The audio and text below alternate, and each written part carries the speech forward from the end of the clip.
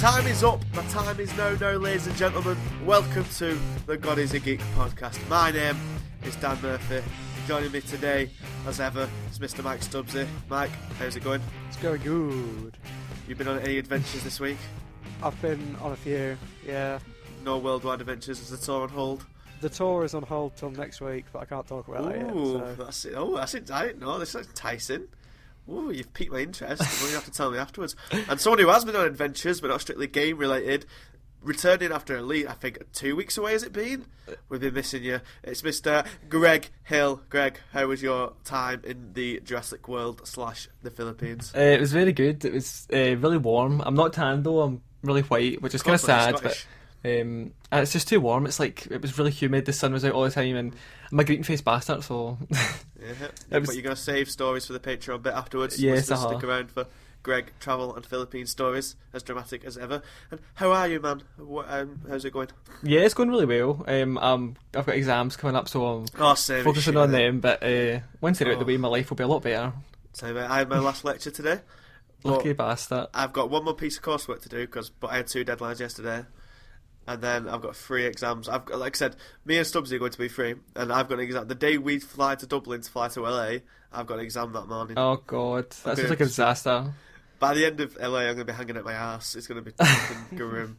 But anyway, Stubbsy, you have been to places in this country to play certain games, and well, what new game did you, or not new because it's not out yet, but like new reveal type thing, did you play yesterday?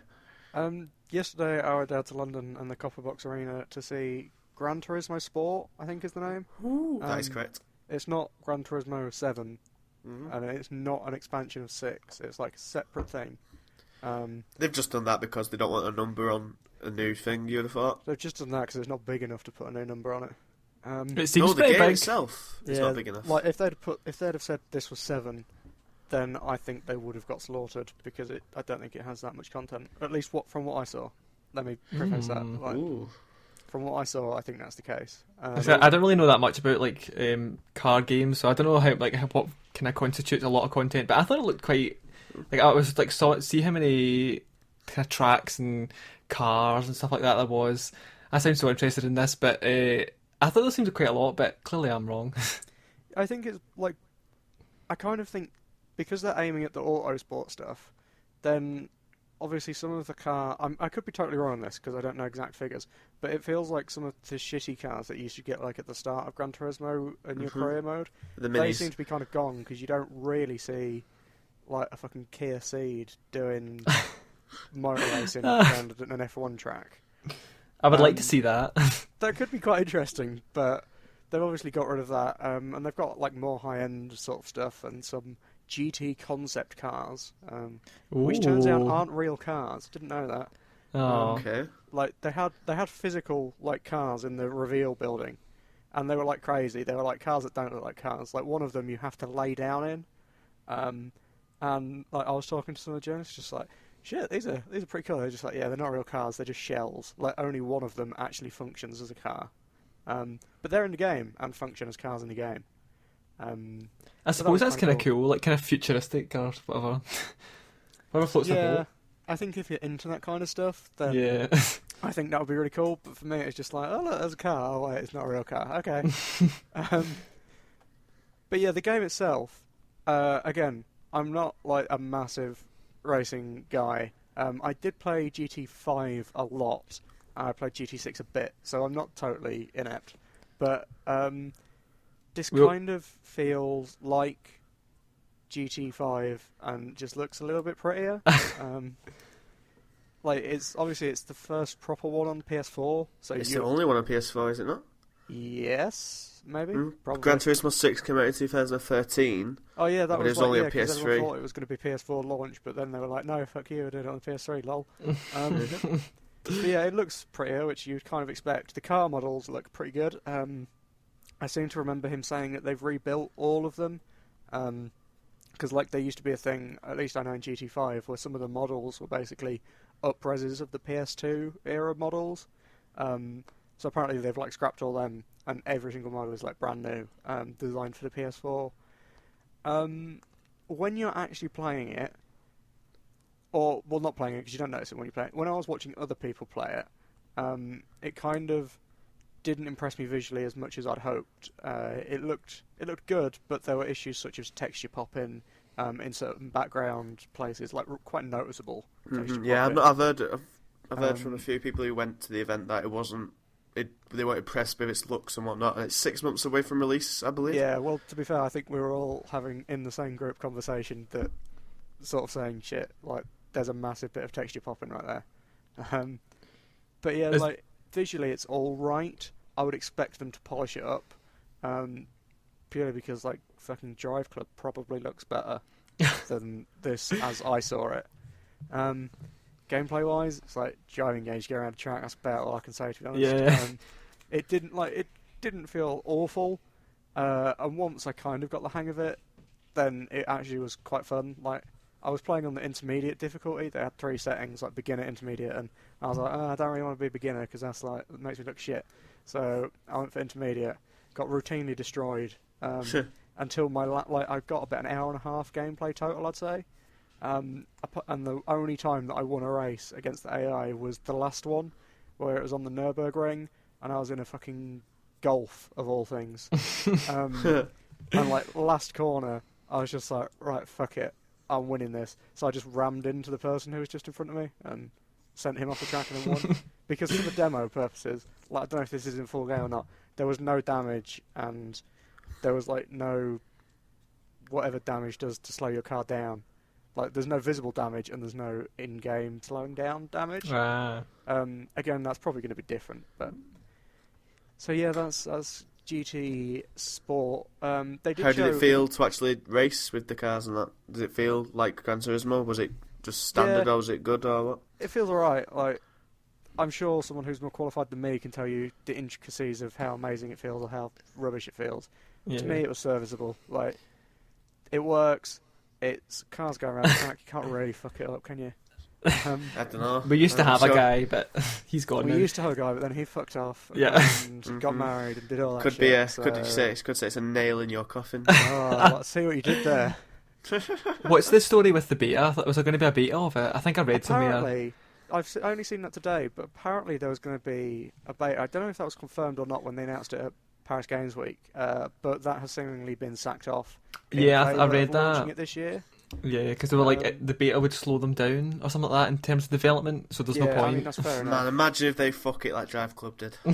Server-wise, it'd just be dead on its ass coming straight out of the map. I know, isn't Gran Turismo like the highest-selling franchise ever? It was the best-selling game on PlayStation 1. I know that. Because I had it, and I didn't even like it. GT5 did millions on PS3, I know that. I'm pretty sure it's I'll Google it, but like, would a failed launch like Drive Club fuck it up? Like, if they don't do this beta? I don't know. I don't think so. Like, I feel like it has like a lot of kind of history on PlayStation for sure. So I think it would be okay. But unless they're going to fuck it up big time, then I don't think it'll be a success. So, Gran Turismo has sort of enough sway with people that people buy it anyway. Like, I know people that like they play shooters, they play FIFA, and they play racing games, and they're always asking me, when's the new Gran Turismo coming out? I'm just like, well, I haven't even announced one yet, so could be a while. But yeah, I don't think a bad launch would be that much of an issue for them. Okay. I think the biggest issue is quite possibly focusing on the esports side of things too much. Like, the event yesterday, they did the reveal to all the journos and then let us play and eat and shit like that. And then they had like 3 hours of esports tournaments.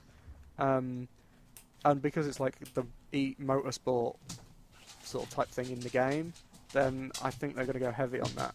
I think that might put a few people off if someone just wants to... Are racing games big in esports? I never really considered. No one really cares. Will they ever be? Or is it just literally just to... When you can do anything in esports, it's a bit boring to do something that you can just see in real life, isn't it? Yeah. Like, you can't see competitive shooting, like killing people in real life, can you, really? Well, it's paintball, but... Yeah, it's a bit different, isn't it? You don't see the tension of life and death in paintball. Yeah, no, esports kind of... Like, this appears to be doing relatively well, and it's very, very small. It's not like your Dota's, Leagues, Counter-Strike. It's not even like Call of Duty, Halo level. It's not something that I would particularly ever cover unless like it was an event like yesterday. And even then, I'm probably not going to write about it that much. But all in all, you're looking at Gran Turismo and it's just the same old, nothing striking out to you as anything. It's not amazing. New. Like, the one thing that they did show off quite in detail that looked good, but we didn't get to try ourselves, was the picture mode, where they seemingly have...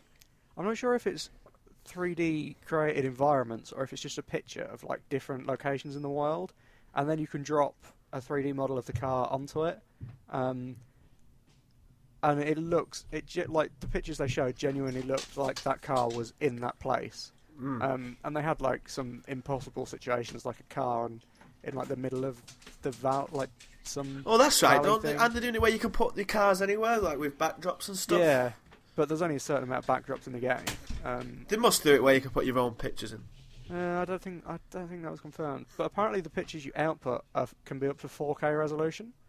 Okay. So could look like the ones they showed off looked really, really good, to the point where it's like you couldn't tell that it was from the game. But that kind of leads me to question: is it too good to be true? Will it actually work like that when it comes out? I mean, that was interesting. And then there was this thing that kind of confused me because I don't really know motorsport that well. But apparently, if you're really good at Gran Turismo, you can get a real-life motorsport license. Oh, I that read lets you something do about real-life motorsport.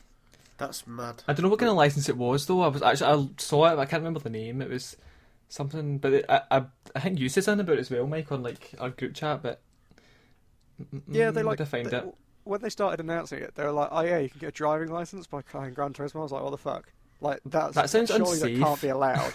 But it's not a proper driving license. It's one that lets you do like races in real life. But why? Like you in need a real license car, to do though? that? Yeah, like real cars and all that shit. But I Is think it? It's you need, an FIA license. What the fuck's that? like lets you compete in special shit. I think. As you can tell, we're not racing guys. Yeah, well, no way. We do video games. Cars are far too expensive and fast. So, Greg, you've been playing a thing, I have no idea what it is, and it's called Tokyo Mirage Sessions. Yes. What the fuck is Tokyo Mirage Sessions? Because it could be anything, really, couldn't it? Full name is Tokyo Mirage Sessions Sharp FE, which is the Sharp FE, which is like a hashtag.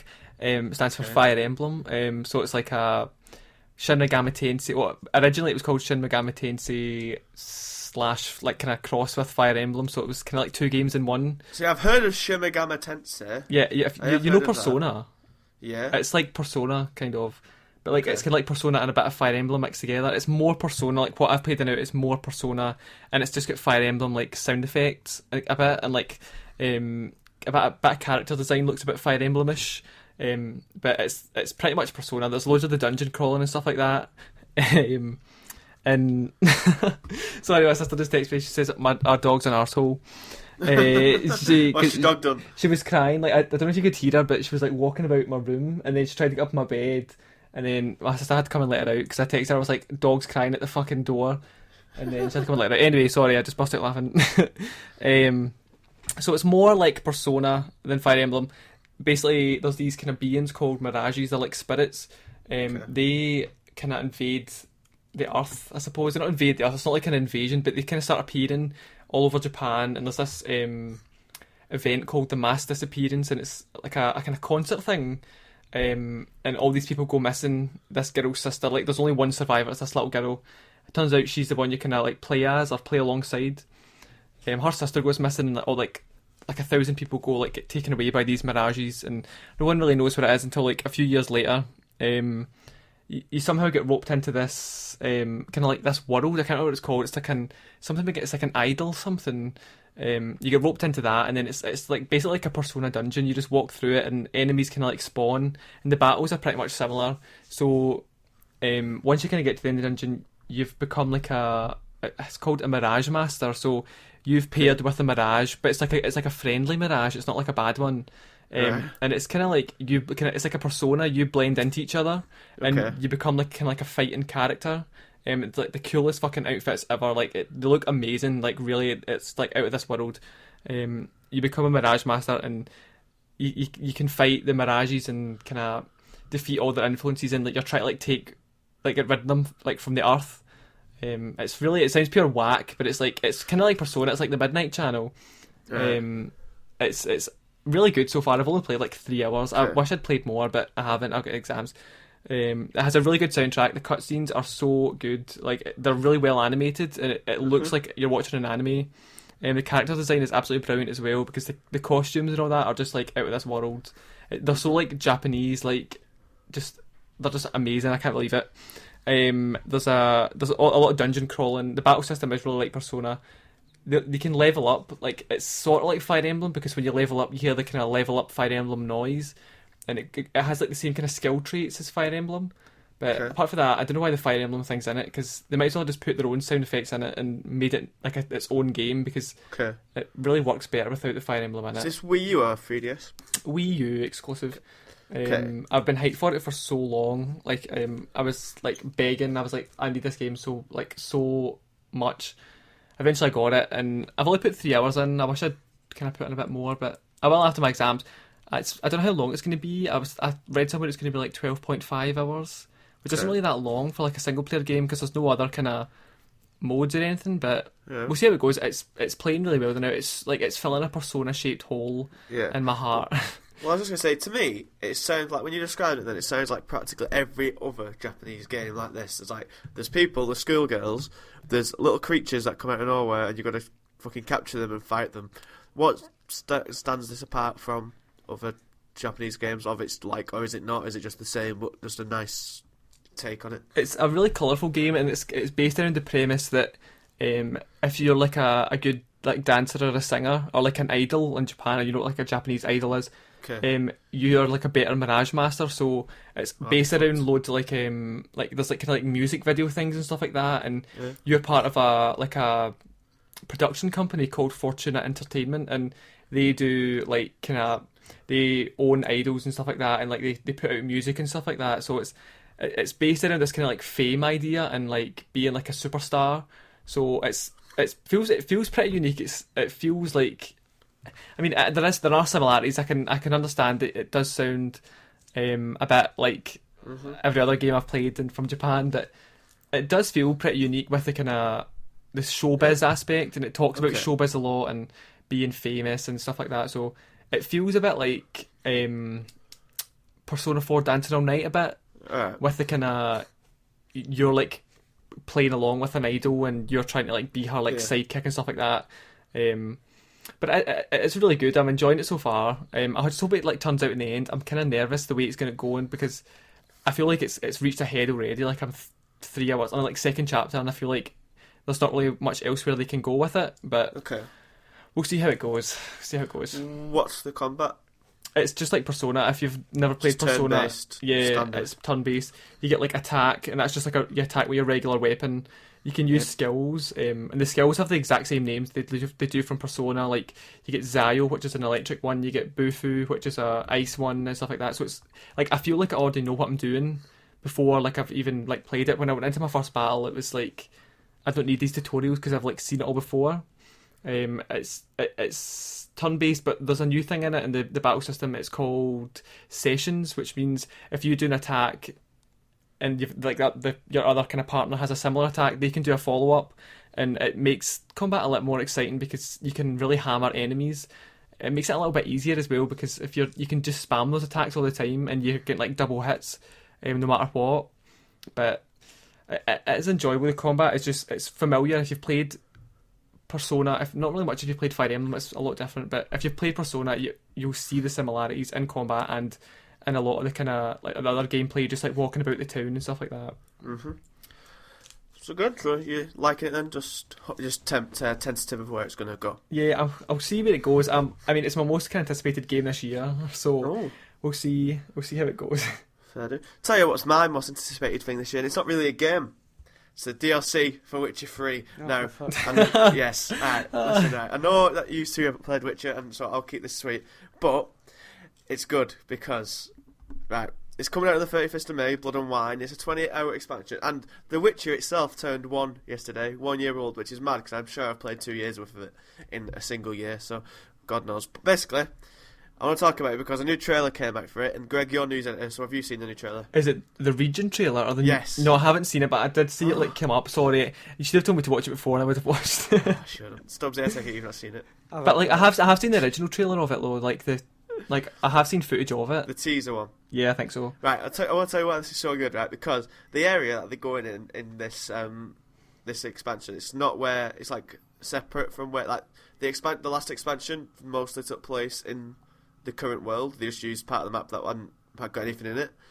This time it's taken it to a whole different place of the map, and it's a place called Tucson, which is basically in the Witcher world, and that is a war-torn, like normal world as you'd expect, like what a world in the actual 1200s would have been in England or whatnot. But with Tucson, it's literally like a fairy tale, fantastical kingdom. So there's like really colourful knights with flamboyant armour, and they're all very chivalrous, and then there's a princess, like big white castles and stuff like that. That sounds cool.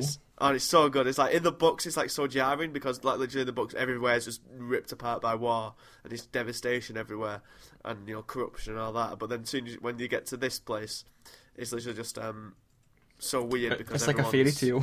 Yeah, it is. It's like a fairy tale. And obviously, if you've seen the screenshots of it.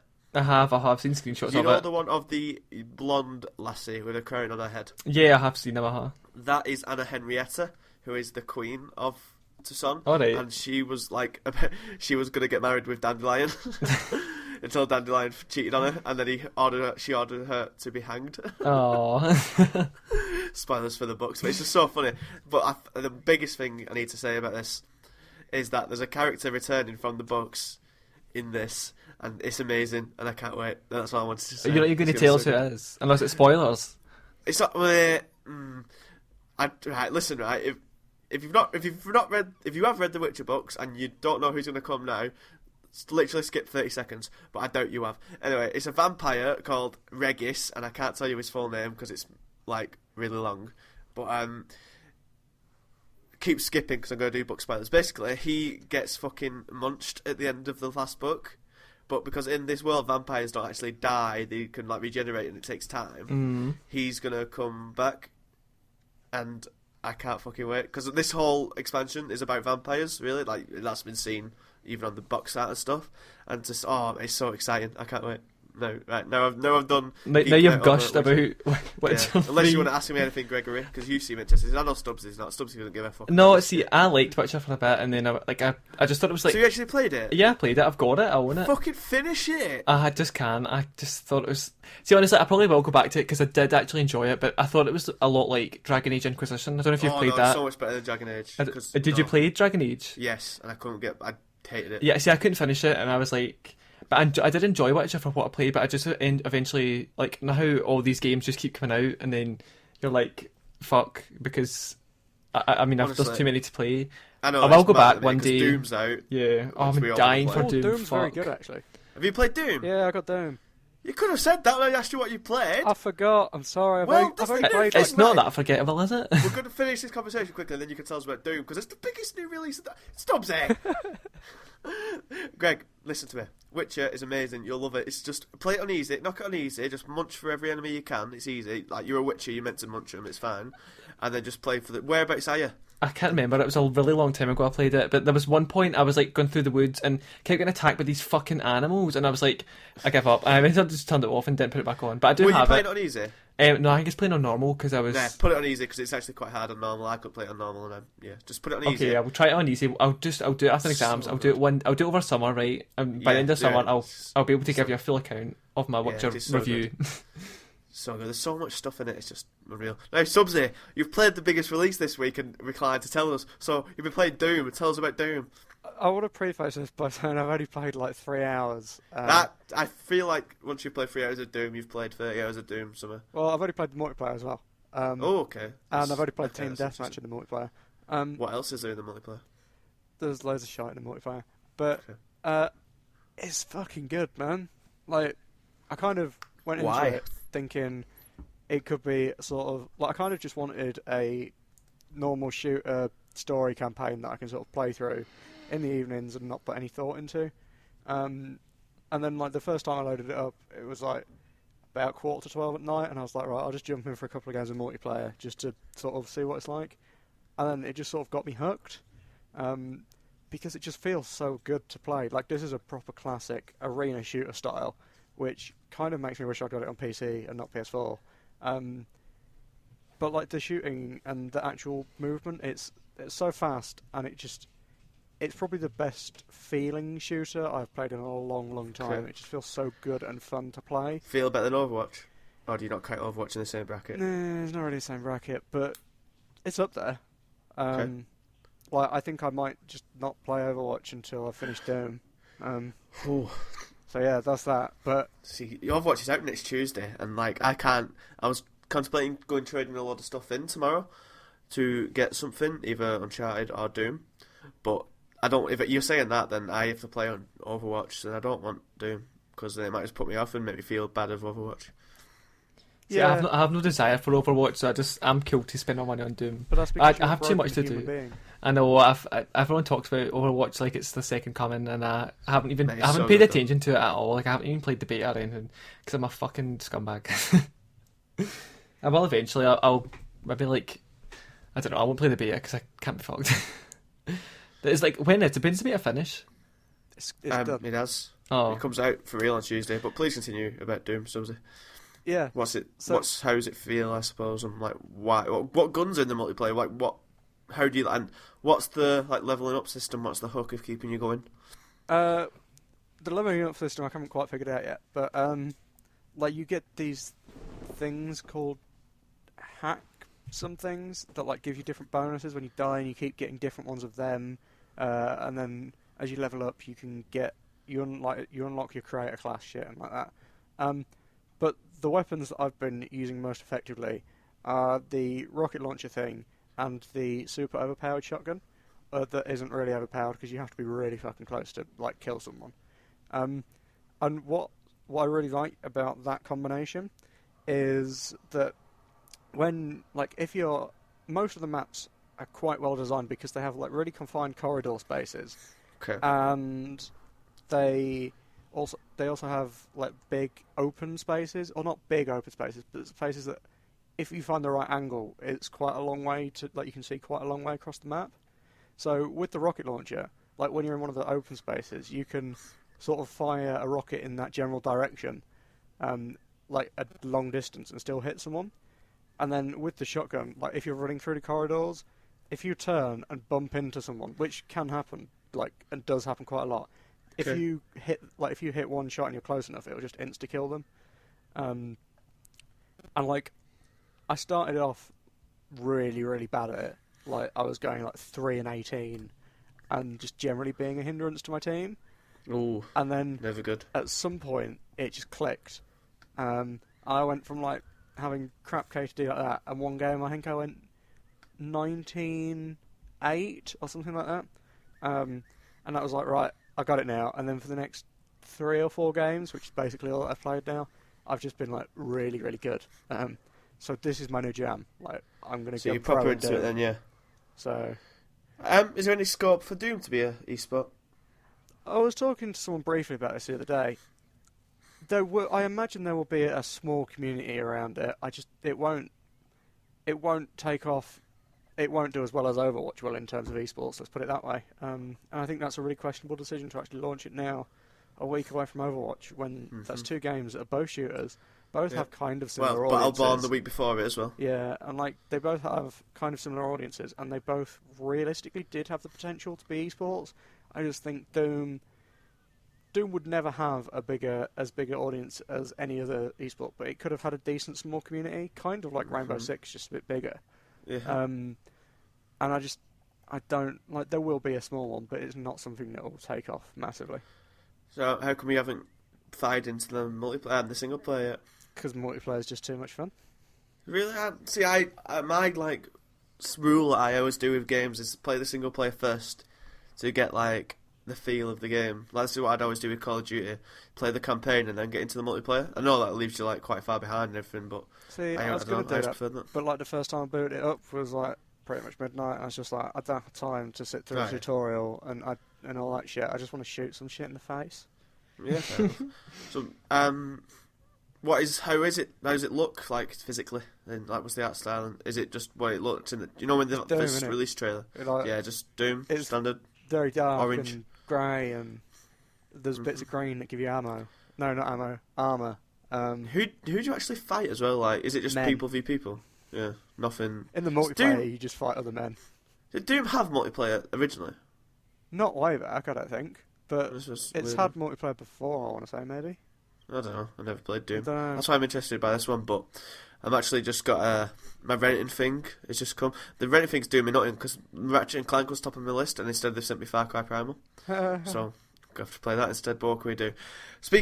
We're speaking of Overwatch and stuff. In the news this week, Greg, Blizzard have said they're gonna ban cheaters at the first time for life. So what actually do they mean by cheating on this? Hold on, I'll just have a look. Did I write this story? No, I didn't. They said in a forum post that if a player is found to be cheating by using hacks, bots, or third-party software that provides any sort of unfair advantage, the player will be permanently banned from the game. Full stop. So anything that even constitutes like them having an advantage over the other players in the other team is just like that's cheating. And if you are caught cheating, you're out on your arse and you don't get fucking back in. So, I mean, do you think that's fair? Do you guys think that's fair? Yeah. There just needs to be a precedent of if they fucked up and banned someone by mistake, that they listen to that and get someone back in. Because if they do it by mistake, which can certainly happen, I think I've seen it before in another game recently, banned people first time without asking, and there was like complaints that they hadn't done anything wrong. But yeah, otherwise, yeah, it keeps the community just cleansed, doesn't it, and stops cheating. It does say that like it's more like player reporting player that they're going to get the things through. There's an email address to like report people, or you can do it to the game client. But it does say at the end, it says before reporting another player for cheating, it should be taken into account that the in-game camera system may play footage back at a different fidelity than real-time gameplay, and that some players are just plain great at first-person shooters. So it's more like they're trying to like avoid people saying that person's cheating just because they lost. Yeah. But I think if you are genuinely cheating and kind of like hacking and stuff like that, then I think you should be banned. Like full stop. Like I think it's right. You should be banned entirely because it's like it ruins everyone else's fun. Like you used to, what it was like on Call of Duty when you used to get like shit like that. It was just a pain in the tits. But that was a long time ago. You played Call of Duty. No one really likes Call of Duty anymore. But no, I think it's totally fair. Getting kicked out. CSGO do something very similar to this. I think that might be the one I'm thinking of. Actually. Yeah. Obviously, that's not a modern game. But CSGO, it's called being VAC banned, and it's mostly, in fact, I think it's almost all automatic. Like certain software, it auto detects. And so there was one thing a few months ago where this guy built a hack. That kind of wasn't really a hack, but got like 20,000 people or something to like install it, use it, and then just like sent it to Valve and went, here, detect the people that are using this and then ban them, and that happened. And in CSGO it works quite well, and the only time that there's ever sort of any backlash is when there is a big banning spree like that, and some people sort of go, well, Valve are just trying to make more money because, like, if you ban someone, they're just going to make a new Steam account and buy the game again. But do you get like non-illegal hacks, like things you can do? Like I used to play Call of Duty. What was it called? What was the one that was Modern Warfare 2? No, not Call of Duty. Sorry. What is it called? What was the game you were just talking about? Counter-Strike. That's what it's called. What was the first one? Not the first one. Counter-Strike. Source? Before, Source. I used to play Source, and like, are there any like non-illegal hacks? Like, I don't mean hacks. I mean like kind of like modifications you can do that won't get you banned. Oh yeah, like you can. I don't know the specifics of it, but you can presumably use macros and shit like that, kind of like anything. But I don't know the specifics. I don't really want to talk about it that much. But what I do know is that there's also a player review system where like the elite players that are like put in thousands of hours and shit can be part of this thing that I think is actually called Overwatch. And if a player gets reported in game, then these Overwatch people can sort of look at the replay and decide if they were hacking. Oh my god. Judge, jury, and executioner. Basically, yeah. And sometimes they do streams of like Overwatch stuff, and some of the hacks that you see, I think I did an article about this once, like the most obvious hacks ever. And some of the hacks you see are unbelievable. Like, you will spawn into a round, and like you buy the gun, and then within 2 seconds, they've got like all walls. Like they can see through walls. It's auto targeting, and bullets go through walls. So within a second of spawning, the entire other team is dead because they shot like 5 times, got 5 perfect headshots from one spawn point to the other. Jesus. So it's kind of. I think it's kind of mad at the minute, both of you, like how like the traditional shooters, like your Battlefields and Call of Duty, is like falling to the wayside kind of bit by these like one-off. I know Doom's not exactly a one-off, but it is at the minute. Like one-off shooters that are coming out of nowhere and like being like taking the multiplayer audience away, like Battlefront, Overwatch, Doom. Obviously, there'll be more games after them. Do you think there's like a paradigm shift in the power play at all? I just think so. I think no, we're just in May, so Call of Duty's not due for another few months, and we've all forgotten about the last one. Exactly, yeah, that's what I'm saying. Like, no, is anybody playing that at this point? Yeah, loads of people are still playing it. Like, yeah, there will be millions playing it.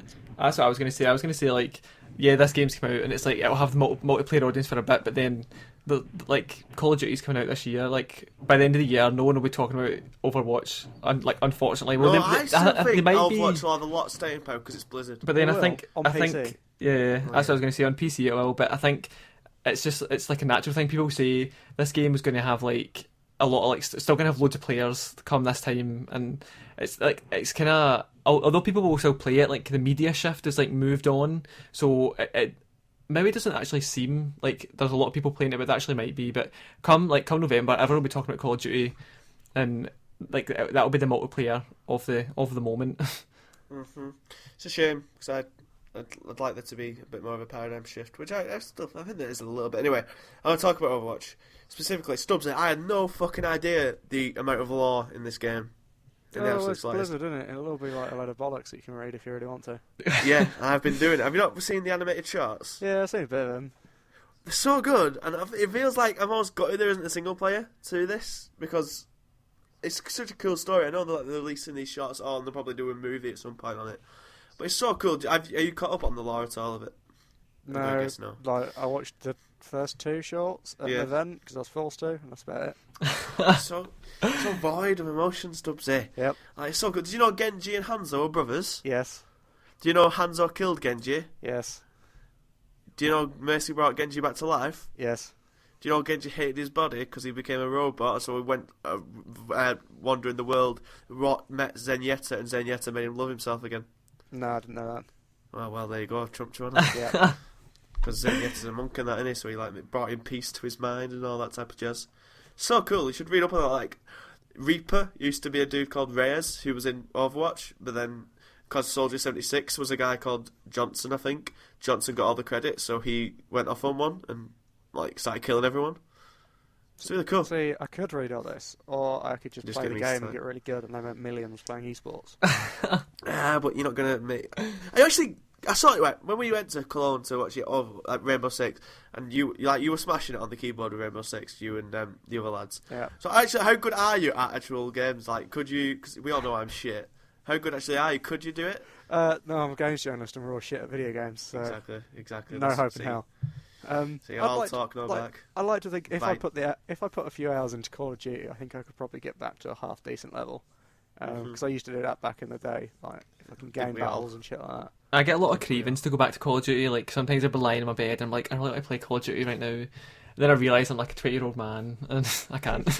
As soon as Modern Warfare 2 gets a re-release, it's popping. Yeah, I will go back to Modern Warfare, but apart from that. What were you going to say, Stubbsy? I do go back to Call of Duty quite often, actually. Like probably once a month. I either boot up the latest one or go back to one of the 360 ones. Again, is that on PC though? No, that's on console. On console. On 360. Is it still running on console? It's all fucking hacked messes at this point. No, you can still the good ones. You can still play. Like COD 4 still just about functions. I think I haven't played that for a while though. I've been mainlining Black Ops 3 pretty much for most of this year. Whenever I've wanted Call of Duty, just because it's really, really good. Fair enough. I'll tell you, a bit of news I just remembered, Greg, that we can talk about quickly. Apparently, a map for Red Dead Redemption leaked. Oh yeah, that was something like, hold on, I'll look it up. Right. Do we think it's true? I don't think it is. No, I think it probably is. The map looked so shit though. Like, isn't like the design of the map. And you remember the design from actual Red Dead Redemption? It was like old timey map. And it actually looked like a real map. This was like a GTA map. So maybe it's just like how it's laid out, and then they'll do the art for it later. Yeah, I think it was just like an early concept, but like I have read a lot of places that it's going to be like an announced at E3. But then I think all these Rockstar rumors. don't do things at E3, do they? No, but I've read somewhere it was going to be announced at E3. But I mean, I don't know how far I believe it. But it's who owns Rockstar? Is it like 2K? 2K? Take-Two, which Take-Two. also Take-Two. 2K. Close. That's close enough. I don't know. I think it will happen eventually because there's enough hype for it. But it's just a matter of when, I think. But the map looked cool. It did. I think it included parts of the old map, but expanded a lot more into like New Orleans and stuff like that. What do you reckon, Subs? Do you reckon we'll see new Red Dead at E3? I'd be buzzing if I did. I'd like pop big time. I'd be like one of them squealing children at the front. I think we could have a. I don't know. We couldn't tell if it'll be a Red Dead or something else Rockstar, but I think we'll know when official E3 show floor maps get released. Because they will be tied into the Take-Two the 2K space, presumably, unless they're with Sony. And if that 2K space is quite big, they've got, what did we say the other day, 4 games? Yes. So if they've got a massive space and they've got 4 games, then that could hint at something possibly. Like you need room for queuing and that. But it's 2K. I mean, who the fuck's going to queue for that? It's interesting. I hope they have a new Red Dead because like Red Dead's maybe like Red Dead Redemption so fucking good. One of the best games going on. Speaking of like games coming back. Speaking of games, no shit. Listen, right, there's no need to dig me when I'm doing segues. Batman Return to Arkham is coming out. Greg, what actually is it? I take it's not going to have fucking Arkham Knight on it, is it? It has Arkham Asylum and Arkham City. And that just a HD remasters them both for next gen. Just a wee remaster. It's coming out July 23rd. Origins doesn't exist. Yeah, because I think Rocksteady so. didn't do them, did it? It's kind of sad. It's sad. Origins was good, apparently. I didn't the play story. it. I didn't apparently. play it. Yeah, I liked it. But I'm intrigued because I want to play Asylum because I never really did. Oh, I did you got stuck on the not? demo. Oh, it was the best. I got It was the stuck on best demo, one. It was so better I than. never Did you played play it. City? Arkham City. Yeah. Oh, City. Asylum is better than City. You've actually That's missed what out. everyone says, but I really liked City. I thought the story was quality. No, City was really good, but Arkham Asylum is better. But with Asylum, I got stuck on the demo. Really? Yeah. Like, did you actually own it? Oh, I got the demo. There's just the demo, right? Okay. Demos existed then. Like, I you know, could download they don't them and exist play anymore. that for ever the game. And I just got stuck on it, so I never played it. Oh, it was really good. We need to be buying the remastered version. Might well do. But obviously, never playing Arkham Knight again. I always Stubbsy because that fucking tank. Oh, that was fucking horrific. Certainly was. I think there was like a really joke on the podcast for most of last year about me just fucking despising it. It's quite amusing. Back to actual playing stuff, or going to stuff. Stubbsy, you went to another esport thing on your travels. Oh yeah, sure I did.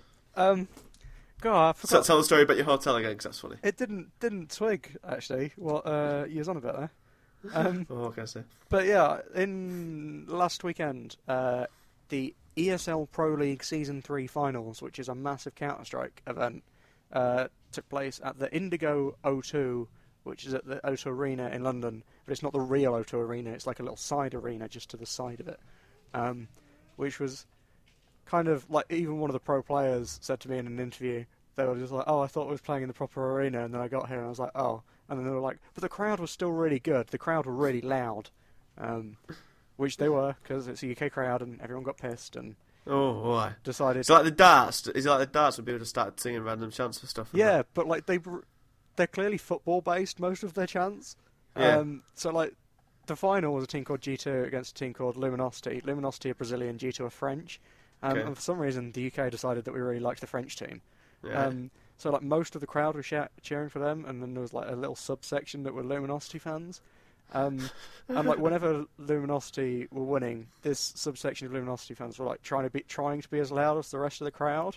Okay. And at one point Luminosity like pulled about 4 rounds back, so they were getting quite loud, like with Luminosity chants. And then G2 absolutely dominated them in this next round, and the "You're not singing anymore" chant came out from about 1,000 people, directed at about 10, which is quite entertaining. But yeah, it was a really good event actually. The UK, what was the game for again? I actually didn't catch that. Counter-Strike Go. So Okay. the UK doesn't get, I don't want to say any, it doesn't get many top esports events where the best teams in the world, Luminosity, are the current world champions. So we don't get many events like that, and I think this one proved that we should, because we give good atmospheres. Yeah, always in everything, like wrestling, darts. Yeah, we do actually do chants that aren't da da da da, which is the worst fucking rhythm ever. But some people don't like that in the international community. Some people are like, "Boo, UK crowds are shit." They don't know what a crowd is. Yeah, they're boring. But this event, I think, proved that the UK should get more events purely because of how good it was. And I mean, that's good for me, who spent most of the weekend in the press room, because I was trying to get interviews. And so I must say thank you to the ESL PR ladies. I'll make sure that I'll send them a link so that they know that I've thanked them. But they put up with a lot of shit from me last weekend. You'd be a tormentor. Yeah, I was just like, "Can I have an interview, please?" And they were just like, "Yeah, we're working on it." I was like, "Can I have an interview now, please?" And she was just like, "Well, we're trying." I'm like, "Well, can I do it now so I don't miss this thing?" And she's like, "Right, okay, I'll see what I'm doing." So you're demanding. Yeah, and then it was meant to be 10-minute interview slots. So I usually went for about 20 minutes.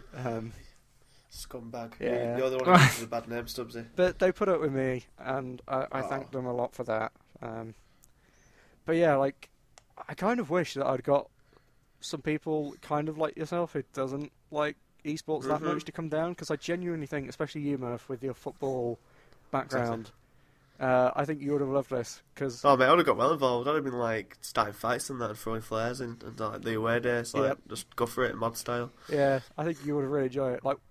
There was a group of about 6 lads, who obviously due to were French. They went out to a shop across the road and bought French baguettes and started holding them up and chanting about baguettes and shit to show their support for the French, which is quite entertaining. Do it. We'll do it sometime, because I want to go to them and write about it and whatnot. Right. So ESL PR girls, if you're listening, bring Dan Murphy out to Cologne for Wink. ESL 1 Cologne, and then we can bring the UK chants to Germany. We can bring that power, that spirit, that heart, that raw emotion, and that cheeky wit. Now, a game that everyone's been playing, apart from me and apparently Greg, Stubbsy, is this fucking Clash Royale thing. What the fuck is it? It's very good, that's what it is, right? That's... Well, okay, fair enough, but what actually is it? It is a mobile game, and it's from the people who made Clash of Clans, hence the Clash thing. And it's got have so much fucking money, it's beyond belief. It's got some of the same characters in it. And it's kind of like a RTS crossed MOBA. So... it's a 1v1. It's quite ambitious for a mobile, isn't it? Yeah. It's a 1v1 strategy game. And you have kind of 3 towers. One of which is your important base tower, and then 2 other towers are your sort of less important ones. And there's 2 lanes, so a right lane and a left lane. And basically you have to drop different minions, and they will go down the lane that you've dropped them in and try and attack your opponent's tower. And whoever destroys the most towers in the amount of time wins. So if I destroyed your 2 outer towers and you only destroyed one of my outer towers, then I would win. But there's loads of different minion types, which is where the game really excels, because you can create different compositions, which is kind of the Mowbray element. So my deck that I'm using at the minute is a hut deck. So there's these couple of minions that you can use that's like a hut that you put at the back of, or you can put anywhere, but ideally you'd put it at the back of the thing, and at different intervals it spawns little groups of minions. So I've got a barbarian hut that spawns 2 barbarians, and then a spear goblin hut that spawns a spear goblin. And the idea with this deck is that the enemy has to counter you, otherwise this constant stream of minions is eventually going to destroy the tower. But as they do that, providing you get your tanky minions in front, it'll build up such a wave of your damage minions at the back that they then can't defend from that. So it's kind of breaks the mobile thing of you can pick it up for 30 seconds, because each game is probably about 3 minutes. But the one thing that's kind of got me hooked is it has a system very much like Dota's MMR system, which is kind of like your ranking. And so it's based on trophies in this game, and if you win, you get like plus, I think it's between 25 and 35 trophies, depending on different parameters. If you lose about the same amount. And then, depending on how many trophies you have, you go into different arenas. So you start in Arena 1, goes all the way up to Arena 8. I'm in Arena 4, I was in 5, but I've had a horrible run. And it kind of just like, that's, for most people I imagine, trying to get like all the different cards, because you get chests for winning and overtime you get extra chests. I guess that's the retaining thing that most people get. For me, it is this trophy system and trying to like get to the next arena. Okay. Like the fact I've been bumped down to Arena 4 and I'm like trying to grind back to Arena 5. Mm-hmm. It's like killing me inside. Seems like there's a lot of social aspects to it as well, like fighting people you know and stuff. See, not really. Is it not? It's just the way you all talk about it together. I presume that you're all going at it in like similar clans and stuff. I've only played against one person I know. Okay. Who was it? You can start a clan, and in your clan, like your clan has a clan trophy level, so all your trophies get like added together and divided by the number of clan members. And when your clan members, you can do a friendly battle with.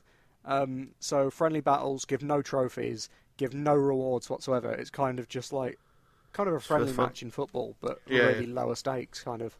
And like I'm in a clan just with me and one of my friends, and we're in the Eamon Holmes clan, which is the Eamon Holmes Appreciation Society. Obviously. Yeah. And so, like, the social aspects, at least for me, aren't really there. The higher you get, like, once you get to the proper upper echelons of play, then clan battles become not battles, but clans like compete against each other to get the best clan trophy score and shit like that. But it's very much an individual game.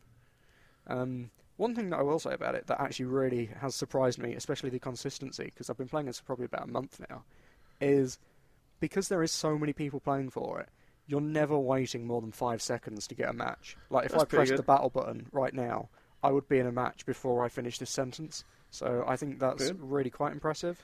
So why should me and Greg get it?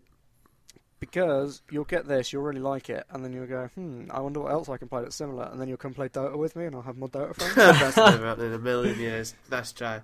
I think that's a perfect way to end this GodisaGeek podcast. Unless, of course, you've got anything else to add. Anything else you forgot to tell us that you're playing, Stubbsy? I mean, I've probably forgotten loads, but that's just who I am, that's what I do. Yeah, what can we say? We'll end it there, and obviously if you're a Patreon backer, stick around because we'll be hearing stories from travellers of these two soon enough. But apart from that, you can go to GodisaGeek.com for all our individual and everyone else's individual writings on various video games and whatnot. You can go to youtube.com/GodisaGeek for all the videos that Colin, Adam and Lee do on video games and whatnot. Follow us on Twitter at GodisaGeek. You can follow like us on Facebook at facebook.com/GodisaGeek. And of course, you can back us on Patreon at patreon.com/GodisaGeek. Throw us a couple of quid, help us do more stuff, like, go and see Gran Turismo and all that type of jazz. And apart from that, I guess you can follow Greg on Twitter at Greg Hill. You can follow Stubbsy at Mike Stubbsy, yeah? Yeah. And you follow me at Mabroski. And if there's nothing else to say, it's time to say goodbye. So say goodbye, Greg. Goodbye. Say goodbye, Stubbsy. Goodbye, Stubbsy. We're going to pop up powerbomb you for a table if you carry on with that type of cheating. Bring it. Stick around if you're a Patreon backer, because your extra bit is coming. And it's goodbye from me, C'est la vie.